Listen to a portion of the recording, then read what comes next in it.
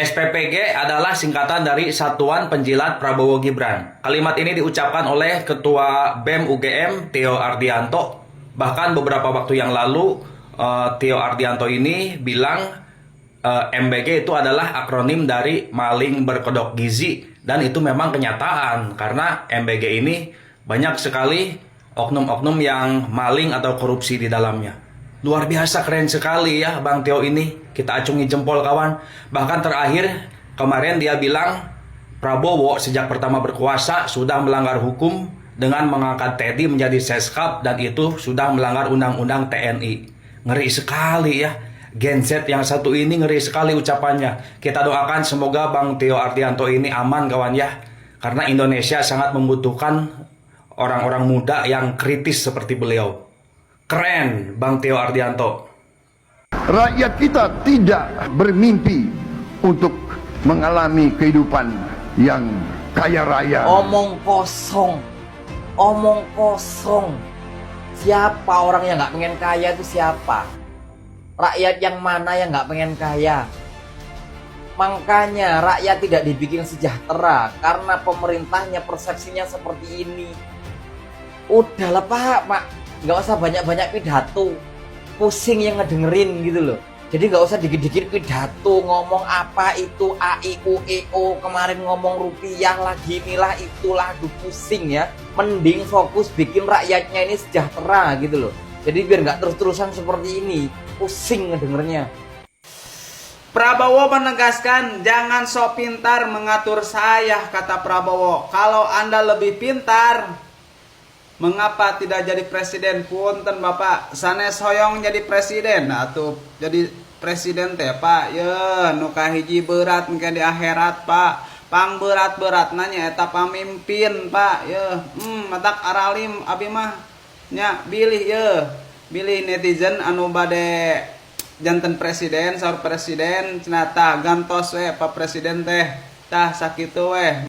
Mana mungkin kita percaya bahwa orang yang namanya Prabowo Subianto akan menegakkan hukum, sementara wakil presidennya saja itu cacat hukum. Oke, orang boleh berharap, barangkali itu hanya strategi untuk memenangkan pilpres. Tapi sesudah memenangkan, maka dia akan membangkitkan keadilan itu. Tapi apa yang dilakukan di hari pertama Prabowo Subianto berkuasa? Dia mengangkat Teddy sebagai Seskap, yang itu jelas-jelas melanggar undang-undang TNI. Sesudah tahu itu melanggar, bukan Teddy yang dicopot, tapi undang-undangnya yang diubah. Saya punya tesis begini, kalau kekuasaan hari ini sejak mau berkuasa saja itu rela menghalalkan segala cara, mana mungkin selama 5 tahun dia berkuasa, dia akan pakai etika. Maka hanya ada 2 jenis manusia, Bang Rizal, yang berbaik sangka pada penguasa. Satu, orang bodoh. Yang kedua, orang yang turut menikmati kekuasaan. Saya harus apresiasi pada UII, karena secara tegas menolak untuk mengelola SPPG. Teman-teman, tepuk tangan dong, mana Pak Rektor tuh? Menolak mengelola SPPG itu bagus. Dan tindakan yang sangat heroik. Jujur gue tuh nggak habis pikir lagi sama orang-orang yang overheated gitu loh sama Bapak Prabowo gitu loh. Bisa-bisanya orang mendoakan yang buruk-buruk di internet ke Bapak Prabowo. Padahal apa yang nggak ada di era Jokowi, yang nggak ada di era SBY, itu ada di era Bapak Prabowo gitu loh. Kalian tuh emang terlalu overheated gitu lah sama Bapak Prabowo. Nih ya, gue kasih tahu ya. Setelah 23 tahun, akhirnya sekarang Arsenal itu bisa juara IPL lagi gitu loh. Dan itu di era siapa coba gue tanya? Gue tanya, itu di era siapa coba? Di era Bapak Prabowo kan? Jadi tolonglah kalian kasih respect dikit ke Bapak Prabowo gitu ya. Akhirnya selama 23 tahun setelah melewati era SBY, setelah melewati era Jokowi, baru kali ini akhirnya Arsenal itu bisa juara IPL lagi. Dan itu di era Bapak Prabowo. Jadi please deh. Potret pendidikan di balik program besar MBG. Di tengah gencarnya berbagai program nasional MBG, potret pendidikan di pelosok justru menyisakan ironi. Beginilah kondisi sekolah filial SMK Negeri 1 Sebulu yang berada di Desa Selerong saat mempersiapkan ujian akhir siswa. Alih-alih memiliki ruang belajar yang layak, para siswa harus menempati sebuah gedung bulu tangkis yang disekat menjadi 3 ruang kelas. 1 ruang guru yang tergabung juga dengan ruang tata usaha. 1 ruang kelas lainnya bahkan berada di koridor antara kantor desa dan gedung bulu tangkis dipisahkan sekat dinding di dekat ruang toilet. 3 ruang kelas di gedung bulu tangkis, bangku dan mejanya yang digunakan sebagian sudah usang dengan pencahayaan yang jauh dari memadai untuk proses belajar. Pada pukul 13 WITA 9 Februari tahun 2026, sebanyak 71 siswa bersiap mengikuti ujian akhir. Ironisnya, ujian dilaksanakan secara online menggunakan gawai masing-masing. Sementara ruang belajar yang mereka tempati masih jauh dari standar fasilitas pendidikan yang layak. Ironisnya lagi, pelaksanaan ujian 2 ruang kelas diawasi 1 guru di antara sekat ruang belajar karena sekolah ini hanya memiliki 3 guru. Sekolah filial ini berdiri sejak 2013 di Desa Selerong dan menjadi satu-satunya akses pendidikan menengah kejuruan bagi 5 desa di sekitarnya.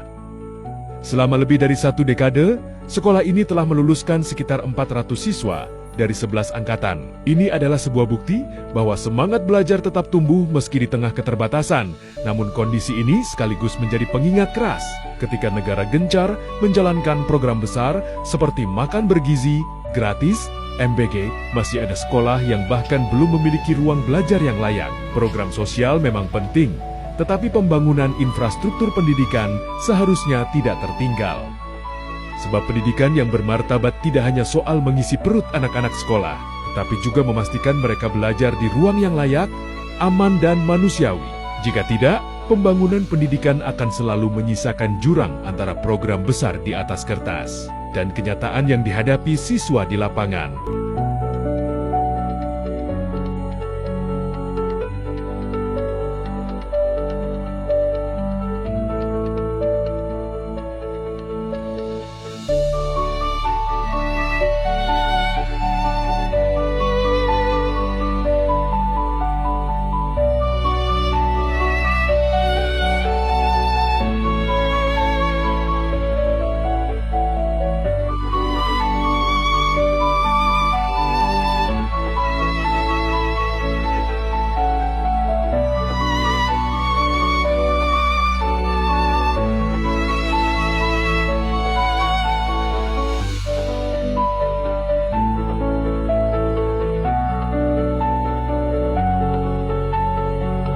Dikatain ante asing, saya diam. Dikatain dasmu dan matanya burem, saya diam. Dikatain orang desa nggak pakai dolar, saya diam. Tapi ketika dikatain orang desa nggak punya mimpi untuk jadi orang kaya, saya akan lawan. Kalau Kopdes itu sudah berjalan, sejatinya Alfamart dan Indomaret stop. Tidak perlu lagi malah pakai OSS apa tadi.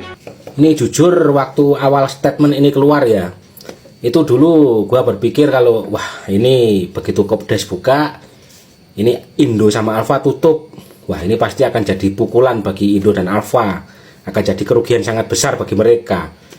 Ternyata enggak guys, ternyata begitu Kopdes buka terus Indo Alfa tutup, kemarin itu beredar bahwa truk Kopdes merah putih itu mengambil barang dari Indomarko atau bahasa kasarnya itu gudangnya Indo. Berarti sama aja kan, Indo tutup tapi distribusi barang tetap jalan karena Kopdes mengambil barang dari Indomarko. Wah ini sama aja, tapi secara otomatis Indo dan Alfa nggak rugi dong, ya kan? Tapi yang jadi masalah ini nanti para karyawan Indo dan Alfa ini gimana nasibnya gitu loh. Mereka otomatis akan nggak bekerja lagi. Lah ini nasibnya gimana gitu loh. Jadi buat pemerintah seharusnya itu nggak perlulah buang-buang duit untuk bangun Kopdes merah putih kalau ternyata pendistribusian barang itu tetap dari gudangnya Indo Alfa.